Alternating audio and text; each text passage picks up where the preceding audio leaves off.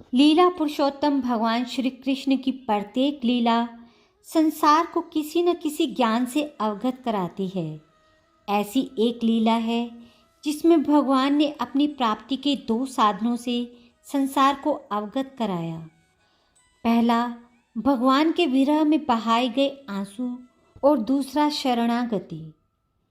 एक बार द्वारका में भगवान श्री कृष्ण के पावन जन्म दिवस पर उनकी पटरानी सत्यभामा जी ने तुलादान करने का संकल्प किया। सत्यभामा जी की इच्छा थी कि वे अपने स्वर्ण आभूषणों से अपने प्राण प्रियतम श्री कृष्ण का तोलन करें। सत्यभामा जी सत्राजित की पुत्री थी। सत्राजित को भगवान सूर्य ने प्रसन्न होकर समंतक मणि प्रदान की थी, जो नित्य बहुत सारा सोना प्रदान करती थी। सत्यभामा जी के पास स्वर्ण मणियों व रत्नों का अपार भंडार था। इस उत्सव को देखने के लिए द्वारका के राजमहल में चारों ओर उत्साह और उमंगे हिलोरे ले रही थी। शुभ मुहूर्त में सत्यभामा जी ने भगवान श्री कृष्ण के नीलमणि के समान कमनी शरीर पर केसर कपूर मिश्रित अंगराग का लेपन किया और पवित्र जल से उन्हें स्नान कराकर सुंदर वस्त्र आभूषणों से सुसज्जित किया। राजमहल के प्रांगण में चांदी की तुला मंगाई गई।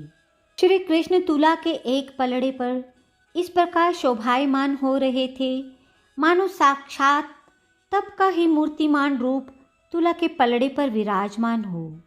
दूसरे पलड़े पर सत्यभामा जी ने अपने स्वर्ण आभूषणों को रख दिया, लेकिन तुला का वह पलड़ा हल्का ही रहा। धीरे धीरे सत्यभामा जी ने अपना समस्त स्वर्ण भंडार तुला के पलड़े पर रखा, किंतु पलड़ा जरा भी नीचे नहीं आया। अंत में सत्यभामा जी के रत्न, मणियों और स्वर्ण के समस्त भंडार समाप्त हो गए। सारी पेटियां खाली होकर उन पर मानो हंस रही थी, लेकिन श्री कृष्ण का पलड़ा भारी ही रहा, जरा भी टस से मस नहीं हुआ। सत्यभामा जी बहुत घबरा गई, मानो जीवन के इस संग्राम में उनकी भयानक पराजय हुई हो, क्योंकि महल की सब रानियां व दासियां ये तमाशा देख रही थी। लेकिन श्री कृष्ण मंद मंद मुस्कुरा रहे थे। श्री कृष्ण की मुस्कान में सत्यभामा जी को व्यंग्य का रंग नजर आया। निराश होकर सत्यभामा जी ने रुक्मिणी जी की ओर सहायता की नज़रों से देखते हुए कहा, जी अब क्या होगा? मेरा तो सारा गर्व चूर हो गया। मेरे पास तो अब कुछ भी नहीं रह गया। तुम ही कोई युक्ति निकालो।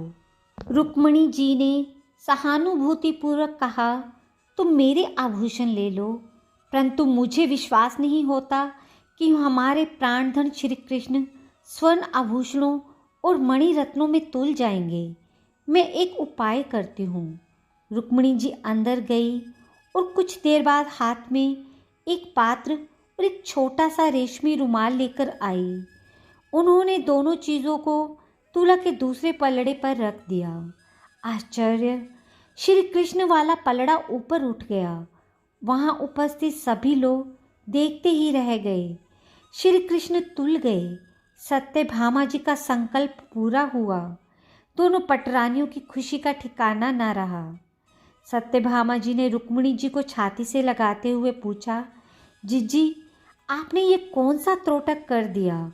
इस पात्र और कपड़े में क्या जादू था, या कोई विशेष मंत्र लिखा था? श्री कृष्ण ने रुमाल खोलकर देखा। उसमें बस इतना ही लिखा था, मैं तुम्हारी हूँ, बस तुम्हारी हूँ।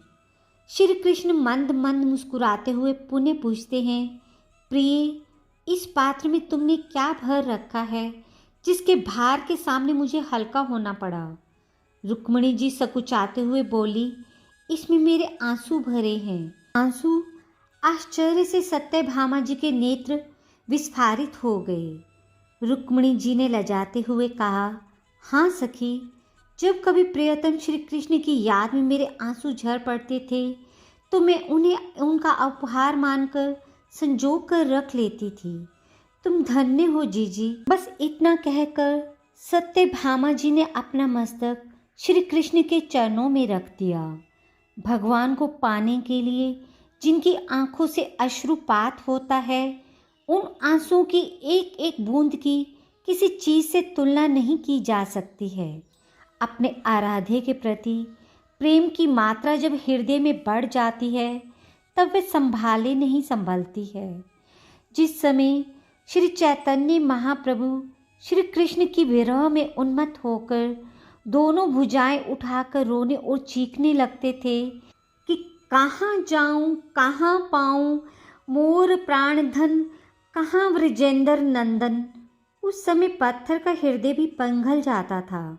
उनकी आंखों से ऐसा अश्रु प्रवाह चलता था मानो पिचकारी छूट रही हो। 18 वर्षों तक महाप्रभु जी ने नेत्रों से इतनी जलधारा बहाई कि जगन्नाथ मंदिर में गरुड़ स्तंभ के पास का कुंड, जहाँ खड़े होकर वे दर्शन करते थे, अश्रु जल से भर जाता था।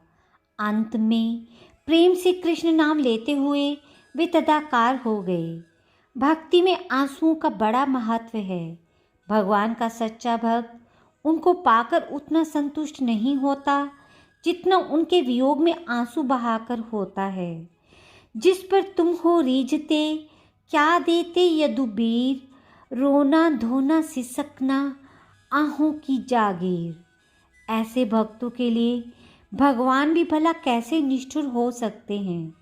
वे तो अपने प्रेमियों की आंखों के आंसू देखने के लिए उनके पास में ही छिपे छिपे रहते हैं, परंतु अपने होने का एहसास वे उसे होने नहीं देते हैं।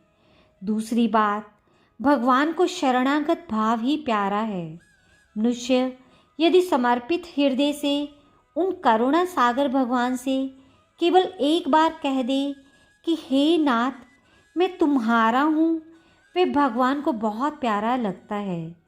जो मनुष्य संसार से विमुख होकर भगवान के सिवाय कुछ भी नहीं चाहता है, उसके उद्धार की संपूर्ण जिम्मेदारी भगवान स्वयं ले लेते हैं। भगवान स्वयं उसके योगक्षेम का वहन करते हैं। केवट बनकर उसकी नैया को भीषण संसार सागर से पार कराकर सुरक्षित अपने धाम पर पहुंचा देते हैं। उसे किसी प्रकार की चिंता करने की आवश्यकता ही नहीं रह जाती है। प्रेम से कहिए राधे राधे। ऐसी ही भक्तिपूर्ण और ज्ञानवर्धक कहानियों को और सुनने के लिए मेरे चैनल को सब्सक्राइब और वीडियो को लाइक करना ना भूलिएगा और अपनी प्रतिक्रिया कृपया नीचे कमेंट बॉक्स में दें।